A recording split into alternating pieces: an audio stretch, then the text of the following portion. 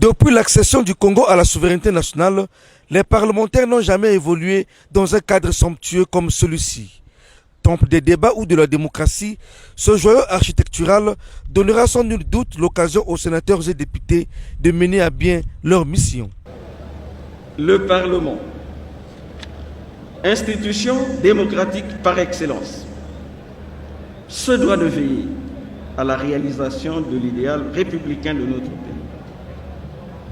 Nous inaugurons donc aujourd'hui le temple de la démocratie, convaincus de ce que l'expression démocratique trouvera ici une nouvelle impulsion, un nouveau souffle.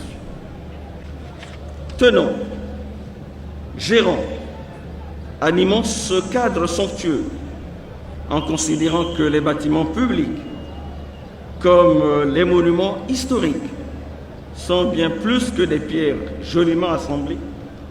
Ils sont un lieu de création de la collectivité. Ils sont un espace d'expression de la société. Avec ce nouveau siège, a dit le président du Sénat Pierre Ngolo, les parlementaires ont cessé d'être les sans domicile fixe, mieux les sans siège appropriés.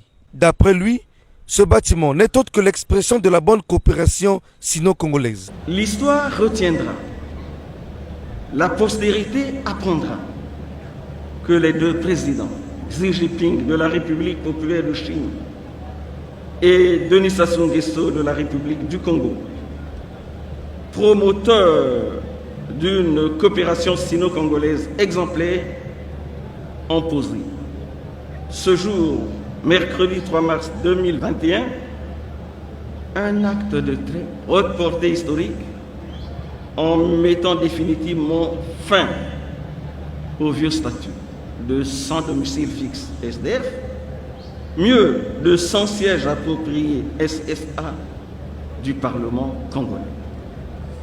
Les parlementaires ainsi que leurs collaborateurs disent au président Xi Jinping et Denis Sassou Nguesso merci, grand merci, infiniment merci. Ils leur souhaitent de poursuivre avec abnégation leur grande œuvre au service de l'humanité, notamment des peuples de Chine et du Congo. Pour le personnel du palais du Parlement, longtemps évolué dans un cadre qui n'est pas le sien, le rêve tant caressé est devenu aujourd'hui une réalité. Le message à l'endroit du personnel, c'est leur demander d'être apte, de s'adapter au nouveau bâtiment. Comme on dit, tout nouveau, tout beau, et que le rendement doit suivre donc la beauté de ces bâtiments-là. C'est tellement grand, c'est tellement beau que ça va nous réjouir pour que cette fois-ci nous allons travailler dans les conditions idéales. Donc coup de chapeau au président de la République qui a pensé mettre à la disposition du Parlement une telle bâtisse. Tel que je vois, je ne suis pas encore entré à l'intérieur, mais rien que la présentation, c'est impeccable. Rappelons que la première pierre de construction de cet édifice a été posée le 22 mai 2017 par le président de la République, Denis Sassou Nguesso.